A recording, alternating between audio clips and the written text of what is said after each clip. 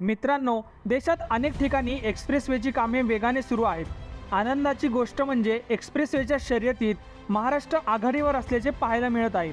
कारण महाराष्ट्रात एक नव्हे, दोन, चार, सहा नव्हे तर संपूर्ण 15 रोड इन्फ्रा प्रोजेक्टवर काम सुरू आहे. या मार्गांविषयी आज आपण जाणून घेणार आहोत.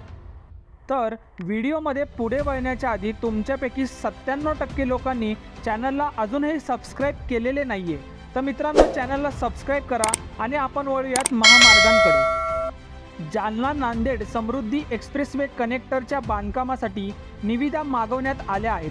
हा महामार्ग 179 किलोमीटर लांबीचा असून 6 लेनचा असेल.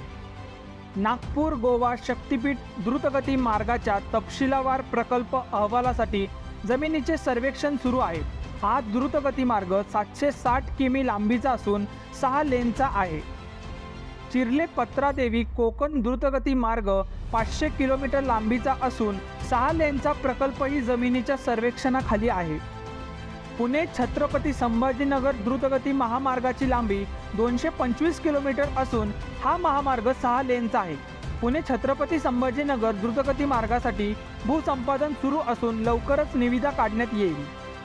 पुणे बंगळूर द्रुतगती मार्ग 700 किलोमीटर लांबीच्या आणि 8 लेनसाठी भूसंपादनाला सुरुवात झाली आहे. लवकरच निविदा मागवल्या जाणार आहेत.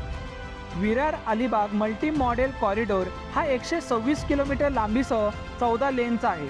विरार अलिबाग मल्टी मॉडेल कॉरिडॉरच्या पहिल्या टप्प्याच्या बांधकामासाठी निविदा मागवण्यात आल्या आहेत.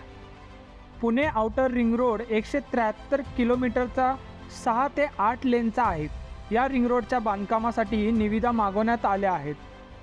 नागपूर गोंदिया आणि गोंदिया गडचिरोली द्रुतगती महामार्गाच्या सविस्तर प्रकल्प अहवालावर काम सुरू आहे. तसेच नागपूर गडचिरोली द्रुतगती महामार्गासाठी प्रकल्प अहवालावर काम सुरू आहे. पुणे नाशिक द्रुतगती महामार्ग 180 किमी लांबीचा आहे.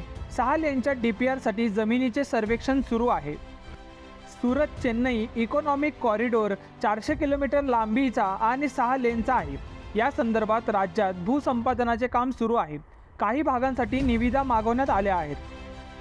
समृद्धी एक्सप्रेसवे फेज 3 101 किलोमीटर लांबीचा आणि 6 लेनचा निर्माधीन एक्सप्रेसवे ऑगस्ट 2023 आणि मार्च 2024 पर्यंत टप्प्याटप्प्याने खुला होईल.